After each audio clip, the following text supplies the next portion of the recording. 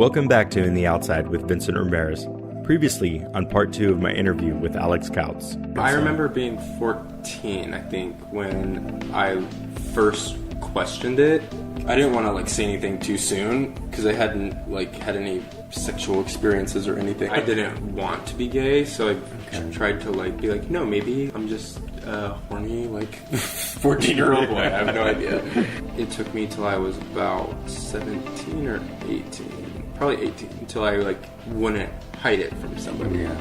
I kind of was that kid, but it wasn't so abrasive. It was more of I lived in Dallas and my parents lived in Mansfield, and for me it fueled me to just really dive in to what I love, because I was so sad that I just wanted to make myself happy. And now, part 3 of my interview with Alex Kautz.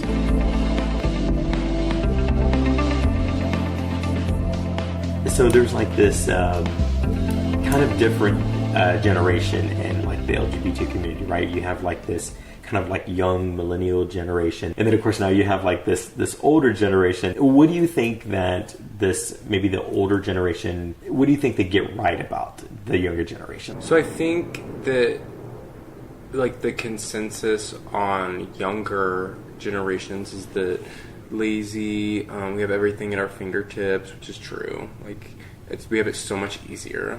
There's a lot of truth in what the assets that we have available to us now, which I think some people do. It's that jaded conversation we had. Right. They're bitter that they didn't have that, so they try to take it out on the younger generation. So I think that happens a lot. Yeah. But I think something that the older generation doesn't know about the younger generation, or that gets overlooked because of the assets that we have available now and how good we have it, is how hard some of us are working and not getting sleep because we're editing my videos till 3 and I have to work at 6. I have to get up at 6:30. I get very little sleep these days, which is funny because that's something the older generation editing your videos, you're on YouTube and you're I'm glad that my parents have stopped thinking that way, because now they're living for my videos. But I get it. It's just, when you're not good at it, kind of recently really buckled down, especially on the video editing and that stuff. And some of my stuff that I've produced in the past hasn't always been good, and it is that for, I would say, most artists. Yeah, you got to start somewhere, right? Yeah, you got to write a lot of bad songs to get a good one. Yeah, unless you are really lucky. Yeah. Alex, who would you say has been one of your biggest maybe inspirations or your role models in life? I feel major inspirations for me that have been consistent. Gaga, Adele has always really just Adele's got amazing music. Voice. Yeah, and just her lyrics too. The way that the music flows with the lyrics and the vibe is very consistent with the message of the song. I think something that she consistently nails. And just whenever I want to get in my feels, I turn on Adele. I think that it's just perfect. And Amy Winehouse is a big one. Yeah. I have lots of female inspirations. I've always been inspired by strong female women, and that's another thing that stayed consistent. I've always been drawn to women musically and in every other way but sexually. I love women. I really do. You just don't want to sleep with them. Exactly. Thank you for saying that cleanly.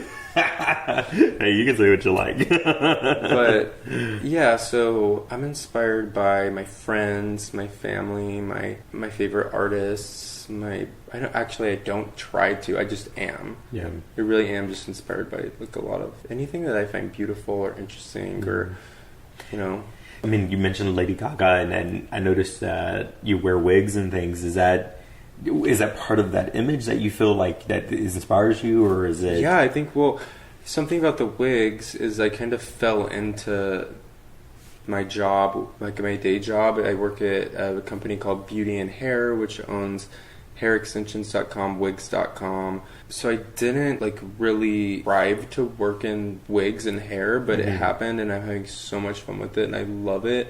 And yeah, I think Gaga and like, you know, Kesha, Cher, people that wear hair, I've always loved. And so when I had access to it, I'm like, bam, like I got the key, and I have so much fun with changing up my looks, and I think that it adds so much to a performance value when you've got hair flying around, and it's sexy. I just think something about hair is so sexy. Okay. So that's good. So you like having the longer wig hair, I guess. And I mean, well, it's not super long. I mean, it's like shoulder length. Yeah. I like hair in general, short hair, long hair. How do you keep your hair natural? Like, what is your natural hair like? It's like, well, the cut is right now is just shaggy and long, because I haven't cut it in probably over a year. I think probably I haven't cut it. Well, I've kind of cut some dead ends off of the hair, but I haven't gone to a professional, and I'm not a cosmetologist, so. So it's like kind of just throwing like a hat on, right? Yeah, you just throw the wig on. I wear hats and wigs, seriously, and it's kind of long enough to where I can push it back and it like stays back, and I don't need to go to the salon and get because I like to play around with stuff, and I always have. And when I was younger, I used to dye my hair all the time, and I'd go from black to blonde to whatever I want to red. I've done fire engine red, and you have to bleach your hair to put so the red will show to do that. So once I found out that wigs are like so good these days, like seriously, like they look better than my real hair ever will. I'm like, game over. No, oh my gosh. So do people know it's wigs? I mean, like I really didn't know until you told me that it was like a wig. Nobody. It looks like it's a natural hair. Yeah. Yeah. No one. I forget that people don't know because I'm not closeted. Like in my wig wearing, I'm very open about it. Yeah. But new people that I meet and then talk to, like I've known forever, and mention that or something about a wig or something, they're shocked. Yeah, because the wigs today have gotten so good, and they just you can't really beat them sometimes. Like I think that it's if you're doing a photo shoot, if you're doing a music video, if you're wanting consistency in a cinematic film, like put your actors in a wig because it'll be consistent. It's always going to stay the same. If you need to go back and reshoot, so for those reasons, and those were kind of the reasons that the movie industry kind of used, but in the past, but the fact that we have access to these type of things now, you can go online and buy one. It's awesome. Yeah. So when did you? I mean, like you mentioned that when you started working with that company that sold wigs and things, but had you been wearing wigs before then? No. I don't think I had ever put on a wig unless it was a costume wig before in my life. So no, I literally, I think I confuse a lot of people because on my social media, I'm always looking different, and a lot of people I think probably wonder if I'm transgender or if like what is Alex up to? Is it like drag? Is it? But no, it's just me living my life. Yeah. Just having fun with it. It's my truth. I just started working for a wig company, and also I've been inspired by things like RuPaul's Drag Race, and I love drag, and I love all of those things too. So don't get me wrong, that's definitely something that I love. But have you done drag before? Or I can kind of consider like my daily life is drag. I'm just always like that. I'm at work. I let my coworkers put makeup on me, like when we're bored. I don't freaking care. I like to look different. Okay. I like to change it up. Oh, that's very cool. Very cool. Okay, so Alex, tell me, what makes you really happy? Music. Alcohol. My family, my friends. Being content with who I am as a person, and letting go of what other people think or misconceive. And what makes me the happiest is just feeling peaceful and not worrying about the next thing that I have to do, because I'm always on to the next, to the next, to the next. And then I have my glass of wine at night, and I kind of like take a breather, and I'm like, hit a lot of goals today. Like, I've accomplished a lot of things. I can wind down. Yeah. I don't have to like be going 100 miles an hour. Taking care of my mental health makes me happy. Good. Okay. So, and not to end this on like a negative note, but what do you dislike the most? What do I dislike the most? I mean, poverty is the first thing that comes to my head. Like,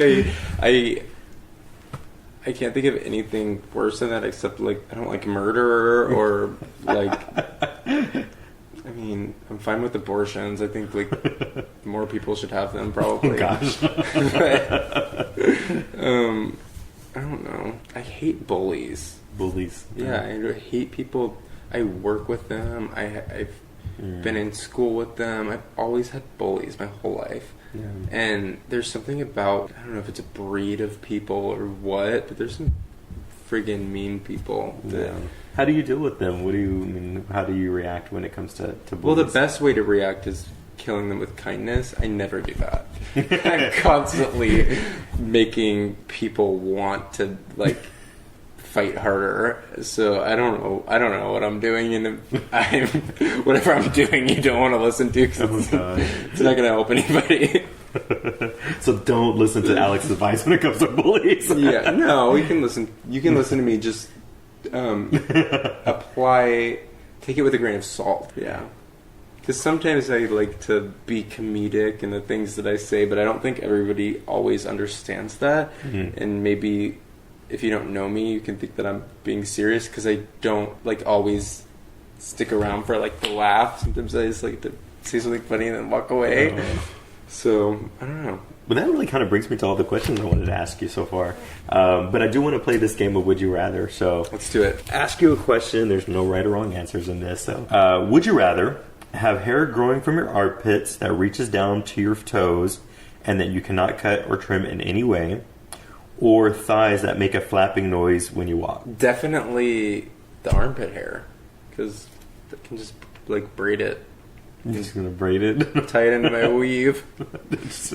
Maybe cut it and make it into a wig. Yeah. I don't know. Oh, but you can't cut it, right? You can't cut it. But I feel like I could hide that easy. Okay. My hair's not super like coarse or thick, so I could. Yeah, I guess I could work with it. Well, I guess with that, at least you could hide it under clothes. I guess it might get a little funky. Dental floss whenever you need it. Dental floss. Oh, jeez. Okay. Would you rather have to walk around with 6 large balloons tied to your wrist for a year, or with loud bells on your ankles for a year? Ooh, I'd say definitely the balloons, because the bells would annoy the shit out of me, and the balloons would too, but hey, like free helium, that's fun. I figured you would pick the loud bells because maybe like musical sounds or something. If I was playing guitar and trying to stay on beat and my feet are like messing that up, I'm going to be really mad. That was the first thing I thought of. That's funny. Yeah, because I mean, I guess with the balloons, it's not like, I don't know. I mean, it would be annoying. It would be annoying, but yeah, at least it's not. Well, it'd be really annoying when you get in the car and are trying to drive and they're fucking with their vision, flying everywhere. Yes. Okay. All right. Would you rather paint a large wall with a toothbrush or with a spoon? Toothbrush. A toothbrush. Okay. Why? Because the bristles are like a paintbrush. Okay. All right. Yeah. Yeah, I mean, like with the spoon, that would be like extremely difficult to. Yeah. I mean, scooping in a paint can and like trying to apply it to the wall would be a mess. Do you do a lot of painting? I love painting. I don't do a lot of it, but I have always, like kind of on and off done it. And I had a really good friend that was a painter, and so I learned a lot of like skills from her. So I love art, and I love to paint. I kind of consider makeup like painting. Okay. Like, sometimes I get a little carried away, but a little bit of your artistry, right? Yeah. Mm-hmm. Okay. Cool. Okay. All right. How about this one? Would you rather be ugly with a beautiful spouse or be beautiful with an ugly spouse? Be beautiful with an ugly spouse.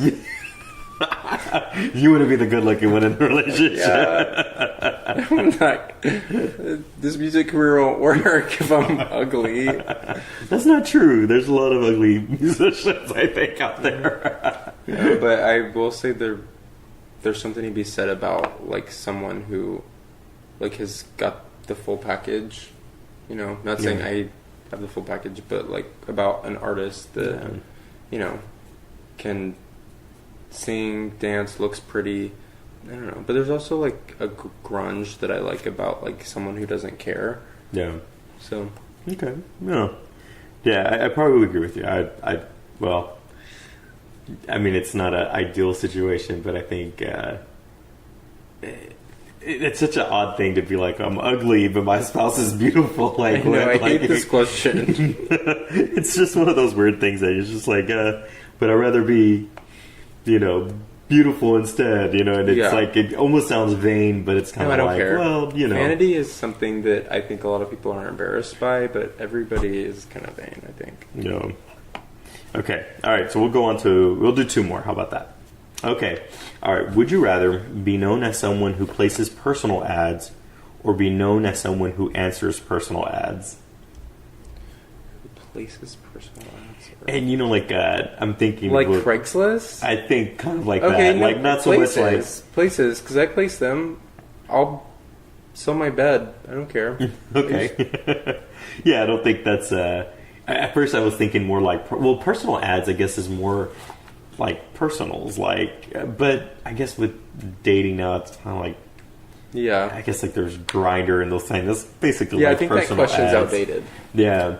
But I'm thinking more personal ads, like the old school, like, oh, you know, Craigslist, you know, male seeking female type of thing, you know, like MFM. Yes, that's what I was thinking, more like personal ads. So because I'm like, selling stuff on Craigslist, that's like no big deal. You know? Did I misunderstand that? No, it's well, you know, you think like a personal ad, you just think like ad in general. But personal is like the dating or you know, like desperately seeking. Yes, you know? Desperately seeking. Oh my God. Okay, so you'd rather be known as the person who places those ads, or no. you want to be known as the person that answers them? I think both of those are like the same, so there's no win-win. There's I guess placing them, because then I'm calling the shots. I was thinking that I probably would be, gosh, yeah, that's a tough one.